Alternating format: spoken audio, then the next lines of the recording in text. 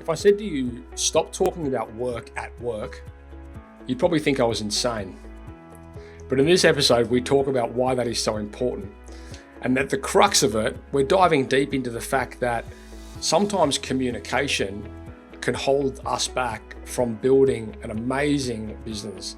And by that, I mean things like it's easier to pick up the phone and tell someone how to do something or stand in front of them and show them, as opposed to creating some sort of process where you can train in a scalable model. So this conversation in today's podcast is very heavily geared towards what you need to do as a business owner in order to build out procedures and get your team buying into creating procedures that can help facilitate growth and scale within your company. I know you're going to love it. It's the third and final episode that we are recording on ownership thinking. So in the first episode, we were talking about why sports teams tend to succeed a lot in the space of achieving their goals, whereas businesses struggle. And in the previous episode, which was the second one, we're talking a little bit more about why you're not a business owner until you start thinking like a business owner. And this episode here ties it up beautifully. We, talk a little bit more about procedures and process, and, why it's so important to, get out of that framework and that mindset and that practice of, constantly just talking about things instead of documenting them and teaching people how to carry out processes based on procedures. Anyway, guys, enjoy the show. Again, head across to the Facebook group if you're not already in there to be part of the conversation and share some of your experiences. Let's jump right in. Today's podcast has been proudly brought to you by Tradie Web Guys. Tradie Web Guys work with tradespeople only on their websites and marketing solutions to help them stand out from their competition. Everything from web design through to SEO, search engine marketing, content creation, you name it, guys. It is a customized solution for trade-based organizations, and it's fantastic. Head across to tradiewebguys.com.au/apply, fill in the form, and let's have a conversation. Giving tradies and contractors around the globe the tools to run a modern business. You're listening to Toolbox Talks from the Site Shed. Now here's your host, Matt Jones.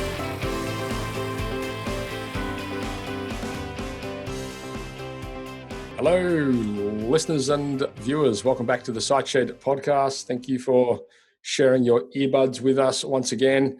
You're joining me, Matt Jones, with Jeremy McCliver from GuaranteedTraction.com for part 3 of the Ownership Thinking series. This is why you should not talk about work at work.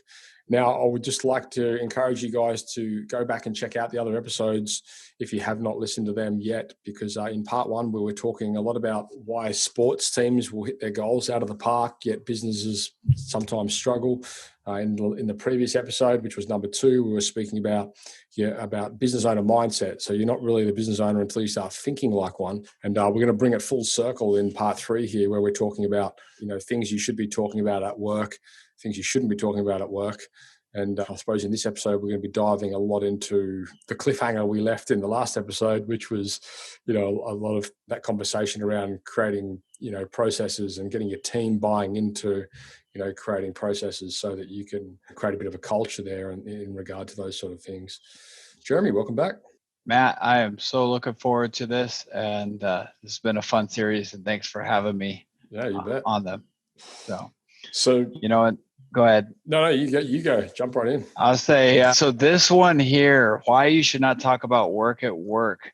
You and I were talking a little bit about this, and I come by this. I used to own some collision centers, and I, kept trying to get that time freedom that every business owner wants and dreams of. I'm going to own my own calendar, and then I realized I own 3 of them. And none of them give me any time, right? And so I was trying to do that and trying to make the money that it felt like it was, and just really pushing and shoving on the business. And I went through a lot of stuff that we talked about in episode 2, creating the accountability. And when I really got to that spot where I was letting the other team members solve the issues, I started breaking away from the business more and more. I still felt one area that I kept getting sucked into, and that is around this process component. And we're building a great team. Team's bought in, loving everything, except for I'm working a lot harder and we're not making as much money as we should. One day I was working and I was over at my desk doing, my clerical, whatever I was doing, run a business. And the office manager had been with me for quite some time. And she comes over to me and says, Jeremy, I need some help putting this invoice into QuickBooks. She'd worked with me for a long time. She knew how to put a lot of invoices in. So I walk over and I'm looking at it. She spends about 3 to 5 minutes explaining all of everything going on. And finally I get, oh, that's the problem. Well, I don't know the answer. Let's go get our estimator. And so we go out and get our estimator and he comes back and we're all standing around her desk and we're all looking down at it as she explains this thing again. And I'm listening again. And we're all, watching and listening. And it's like I floated above that. I look down at this. This invoice should take us 30 seconds to put in. And we're all discussing it. The next time we went to lunch to work on building our business, I said, team, here's my request. From now on, we can talk about our family. We can talk about our friends, what we're going to be doing this weekend. We can talk about any of that at work. It's all perfectly good because it builds a team. It gets us all united. I want no more talking about work at work. They thought I fell off the deep end. I mean, I have many times, but we spent the next 6 months trying to figure out how to do everything so smoothly that nobody ever had to talk at all. Because if that estimator had done it in a way that we knew what it was supposed to be like, she would have put that in about 15 seconds. I would have never been disrupted. I would have got more done. He would have got more done. She would have got more done. And our company would be accelerating its growth. Mm-hmm. We took those principles and ended up opening up multiple shops and got to where we could run even a corporate headquarters center that was managing. And just to clarify, we considered an email, a text, or a call talking. Right. If you want ultimate freedom, I really feel like this is that spot to really go to. Yeah, I love this. And I think this is the hardest thing for people, like for businesses to, first of all, appreciate the value of, second of all, like acknowledge, and third of all, implement. And I see so many people have this conversation. They're like, oh, we'd love to do systems. And I think, okay, so it's one of those things where until it becomes part of the process, it'll never get done. Yeah. And as soon as they start doing it, it's the world's biggest revelation. No, it's when I had that big aha, and I'm looking at this dumb invoice. It takes, I mean, you know how long it takes to put an invoice into QuickBooks or Xero or whatever. It's nothing, right? And then even nowadays it's automated, but it won't be if you don't get the process down, and it won't go where it needs to. And somebody's scratching their head and asking lots of questions. So just a different way of looking at it, that every time we're talking about work, we've stumbled across something that we don't know how to navigate. The one area, I thought you were getting ready to say 3 more words because I hear it so often. And so we'd love to have that process and we love all that, but our business is different. Oh, yeah. Right. I thought I was getting ready to hear that, because we hear it so often. Our business is different. You don't understand. You don't understand my business. You don't understand it. You don't understand it. Absolutely. I was working with an accounting firm and they told me that. And I looked down at my paper and my notes and I said, yesterday I was working with a plumbing company and all I need to do is switch AC unit to balance sheet and, a few little things like that. And I have the exact same notes from both days. You're exactly the same. Yeah. But what I often see is that people are building processes to get perfection. That is not the goal of process. No. The goal of process is consistency. I feel like you're setting yourself up for failure if you go at it with that mindset. Because a business, like any process that I've ever created, has always become an evolution. Absolutely. Every one of them. It should always be changing. It should always be an amendment. And so I love to encourage, I got clients that are multi-state, hundreds and hundreds of employees. And they have all of their processes for their entire organization into like 20 pages. Really? Yes. Wow. That's when you actually can execute it, because you said, it's a great thing. They feel like once they realize they need it, and then they got to create it. But too often they're trying to create these masterful 700-page Right. SOPs that nobody can follow, right? You can't get that done. And it just becomes almost a a gotcha book, right? When I want to get onto you because you're frustrating me, Matt, I'm going to go pull out the book and I'm going to drop it on you, because see, there's something in our process that says you shouldn't have done what you just did. There's an interesting, you may not have had the chance to read this yet, but I just had the author of this book, who's actually a mate of mine, Dave Jennings. He wrote a book called Systemology, and he's got an interesting framework around, he's a systems guru, self-proclaimed, I might add, Dave. No, he is. He's actually really good. But if he proclaimed it, we'll believe it, right? Yeah, exactly. But one of the key things that he teaches is, the disadvantage of over systemizing. And he's got like a framework around this. He's coined it the critical client flow, where basically you can map out a workflow for the delivery of a product, service, resource, whatever it is you do, and only a fraction of that workflow might require documented process, not all of it. So, and he's a big believer in not taking away people's creativity, and not taking away the way they necessarily do something. It's more the how. Like if there's things that need structure and it needs to be delivered in a consistent manner, i.e. invoicing a client, or perhaps or a number of different things. There could be many different things. Those sort of things, if it's going to follow in like the suit of a brand, a business brand or something like that, then you do want a consistency with that. You see it a lot with technicians out in the field, tying back to the, I think what we were saying in the first episode, where sometimes the most experienced technician you've got can often be your biggest weakness, because they're so used to doing something one way. They don't want, and they refuse to do something the way that you want it done, Mm-hmm. And because they've been doing it so much longer than you, and they know how to do it better or whatever, but they won't do it your way.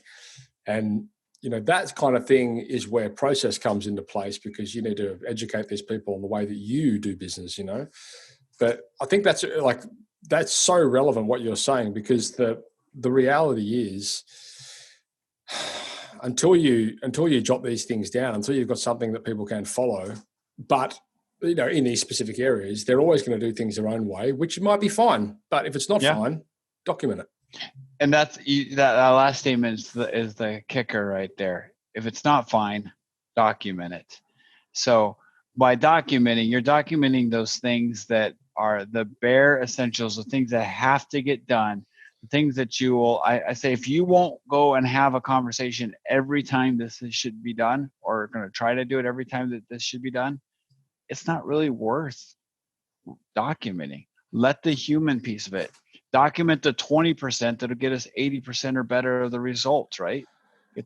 Yeah, and it can look differently too, right? Like it doesn't have to be like everyone thinks standard operating procedure, like a boring document, which is all, it doesn't have to always be like that. Like we do a lot, I mean, albeit our business is a little bit different to, I suppose, a lot of the viewers out there, where we can do things like screen recordings, and, we can add them to, add videos and that kind of stuff to documents if we want. But, I'll give you a prime example. Like we sell an email marketing software, like we resell a software, and there's a lot of moving parts in that. And so when we onboard new clients, I can either go through and have like one-on-one phone calls with them, one after another, going through exactly the same thing, or we can build out like procedures and training on how to use it and hand that over. And I basically would do that once, give it to them. Not in pretty much every instance, it's a better method, because they can do it in their own time. We can take a lot more detail in specific areas when we're trying to teach them things, as opposed to when you're on the phone call. You sometimes miss things, and you skip through things too quickly, and people don't always understand. Like, it's just a much better way to do it. And those phone calls can take 2 hours. And if you're doing, 4 of those a week, it's a lot of time. It's a day gone. So yeah. Plus by getting that off of your plate and transferring it to where it's at their luxury of their time, they can implement it. It's easier on them. They can implement it faster, but it also gives you the time to grow your business or support your clients, because that other actually wasn't doing it. But the cool thing is, honestly, as well, this ties back to what we were saying, like these are always an amendment. They're always evolving. When a client comes back and says, this is great, but how do we do this? And I go, good point. We didn't talk about that. Let's add another step into this process and evolve it. And so you can constantly improve something once you've got that foundation down. Yeah. And what we find as well is, where you might be the person that created version, R1 of this procedure, when you've got somebody in there doing that task daily, they become a lot better at it than you were, and they'll find better ways to do it. And so empowering those people to actually take on the responsibility of improving that procedure so that it is better than what you had done initially. I mean, that's like music to any business owner's ears. Hey, Matt, I've just found out a better way to do this. I'm just like, That's that ownership we we're talking about in the previous session, wasn't it? But now we have a team that's engaged. When we had the body shops, our most complex process was taking a car apart, believe it or not. And we never told you to take a fender off, then a bumper, because that's it. Who knows how the accident happened, right? But it was really about when we took it apart, how do we label it? How do we identify? Where do we put stuff so that the car went out on time? We worked with that, the teams that were dismantling the car and really identifying all of the issues with the car at the front end. We worked with that team to the point that they owned it. Like, I mean, if I would have wanted to walk in there and do it a little different, no, it's not happening. They're gonna fight for it. But then you're exactly right. When they found something better, they would say, "Hey, we found something to tweak this." And we had it up on a banner hanging on the wall so everybody could see it because it was visually displayed. We couldn't do the cool things like you got there with the video stuff. But I found most companies still can figure out a pretty interesting way to put them out. So we had it out there, and our rule was you followed that 100% of the time. If you had a better idea, you brought it to the team. If the team felt like it was better, we went and reprinted it. It was only $50, right? But I see people put it on the toolbox, inside the toolbox when you open it up on the service trucks. Mm-hmm. Hey, these are the critical steps, or the door, or the phone screens, laptop screens, all those kinds of things. Yeah, exactly. And even Dave himself, he has a technology business which is for creating processes, but he says himself, doesn't care how you do it. Like, you don't have to use software. If that's not going to work for your business, if no one's going to see it, if it's in an app, then like you said, Jeremy, print it out on a big A1 thing and stick it on the, in the workshop, whatever it is. Like, it doesn't, I think people just get too caught up in the things that aren't really relevant, It does. Yeah. That doesn't matter. It's just like, hey, here's what we're doing. Here's the simple steps, not like, I'm not telling you how to do that. I'm telling you what needs to be done. I think a lot of people, especially, in the midst of a, global pandemic, or over here, we're kind of in the wake of, I'm not quite sure about in the States, but, I think a lot of people have realized the power of having these sort of things in a platform, which is accessible to people, in multiple locations, which is typically cloud-based, software. We have remote teams. My whole team is remote, when it's always been that way. So everything's always been cloud-based. But I think for a lot of people, up until recently, they've kind of been able to operate with a lot of these things living in folders in the office. I would just say, whatever you want to do, it doesn't really matter. Just make sure that you've got a process around people following your processes, because like you said before, you want to make sure that it's done 100% of the time until there's a better way to do it. I think that's such a powerful thing. The common argument that we get is, of course, I don't have time for this. I don't have time to create this process. And I'll be honest, they take time. Like, where it might take me 10 minutes to do a certain task in Xero or whatever, it might take me 30 minutes to document a process on it, but I never have to do that task again. So where it takes me more time initially to set it up, the idea is you can hand that off to someone and they can do that for you, and you haven't got to spend your time doing it again. Maybe it takes an hour to do it. Maybe it takes you a day to do that process. Like maybe you've got to walk around and follow your technician with a video camera, see how they're installing a wall hung instantaneous hot water heater. So be it. If it means that, you can then train an apprentice how to do that same task off the process you've created, that means that qualified technician can be out there doing higher ticket things the next day, So absolutely. And every team is struggling with time and managing it. It's really by, setting it up to where, are you in control of it or is it in control of you? That's the real question, right?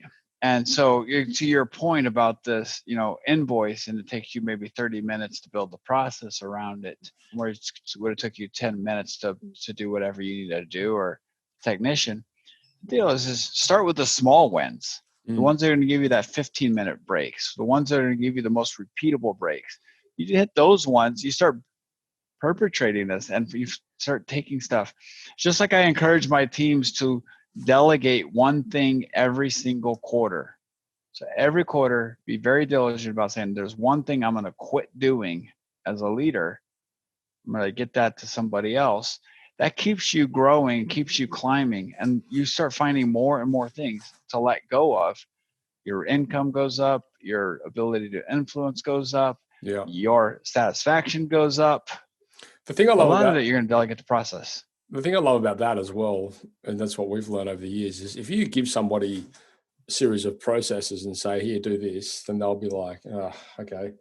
If you say to someone, I want you to create a series of processes on this, how to do this, they buy into it so much more. They're involved in it. They're invested in it.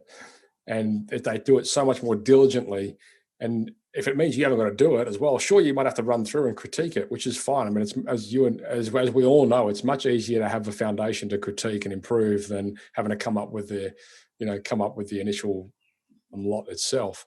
So, I think like from a team morale perspective, it pays dividends getting your, having that sort of culture where, you're empowering your team to come up with these processes.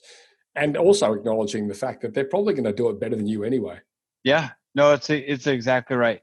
One of the things, if you're running a company, that's 50 or more employees, sometimes that could be hard to get pushed out, like, hey, go create the process. But I encourage almost the exact same thing that you have right there with just a little bit of a twist. And that is that the leader writes a draft version. Yeah. Not the version, but the draft version. And they say, hey, here's kind of how I've mapped it out. I want to pull you guys together and I want to tell me what did I miss? What's wrong with it? What won't work? Let's shoot all the holes in this thing and help me out here. Yeah. But it makes that team, go through all that, and you just facilitate it. Well, why wouldn't that work? Yeah. And they explain it. And if they're right and it's faster, better, change it, twist it, move it, whatever. And you get that done and boom. Yeah. In a quarter, you have a team following it. Yeah, exactly. Awesome. Well, mate, this has been great. Is there anything you wanted to add in? Now, I love it. Just to recap from where we started at the very beginning of this current podcast, because I feel like that's one of the biggest mishaps of this entire thing. Really focus on when you're documenting the process. It's about consistency, not perfection. Yeah. Just about getting everybody to do the same thing. You'll get way closer to perfection than shooting for perfection. Yeah, exactly. And I think as well, like, also understanding that just because you're starting to create processes doesn't mean that you need to have the McDonald's book of processes dropped into your business overnight. Like, it's a step-by-step thing, bit by bit. You see a problem, process it out. And I say to my team all the time, they come to me, or they'll say, oh, I'm just going to jump on a Google Meet and show so-and-so how to do this. And I say this daily, don't do that. Spend that time, go and create a SOP, share the SOP with them. And if they can't follow it, your SOP doesn't work. And it's just such a better way to do it. And I feel like a parrot sometimes saying this. I'm like, no, don't do that. I feel like I need a recording of myself so I can just hold it up to the microphone and just let it play. Like, it happens that often. But I think like as a leader, I know the value of that. And Yep. sometimes, it's so much easier for them is to jump on a Google Meet and run through this with them because, they can just show them straight away, but it doesn't in any way whatsoever help in a month's time when they need to be shown the same thing again because they've forgotten and there's nothing to resort to. Yep. So, all right. Well, yes, mate, good stuff, man. I appreciate it. This has been great. So I suppose in closing, Jeremy, you're from guaranteedtraction.com. How can people reach you if they want to? They want to go to guaranteedtraction.com. There's my phone number's there. Okay. And there's my contact. They can send me an email. I'm happy to dive deeper, answer any questions. Sweet. Be there for them. And so essentially you've got like, it's a training program where you run through that EOS framework and you show, help people develop process structure in their organization. So we have a process for building a business. Yeah. Just like we're going to tell you to have a process for running your business, we have a process for building it. Yeah. And I would just give away to anyone that's listening out there. I'll spend an hour and a half teaching tons of tools, and we have like 4 or 5 that we give away. Sometimes if another one comes up and we're talking about it, we can give more tools. I'm willing to do that for any of your listeners if they've listened to this series and found some great value. Right. And we can dive through that. So just go right there and we can set up a time. GuaranteedTraction.com. I've got some contact details here for you anyway, so I'll put all those in the show notes for this for the episodes in this series. And like I said, I'll get you into the Facebook group there because a lot of those conversations happen within there. Otherwise, mate, this has been great. So all your listeners and viewers out there, again, Jeremy McIver from Guaranteed Traction. This is the final episode of the Ownership Thinking series. If you didn't get a chance to listen to those other ones, please go back and check them out because it will serve you well. Jeremy, I look forward to potentially getting you back on the show. I'm sure there'll be questions that'll pop up. So I look forward to chatting in the future. Thanks, Matt. Rock and roll.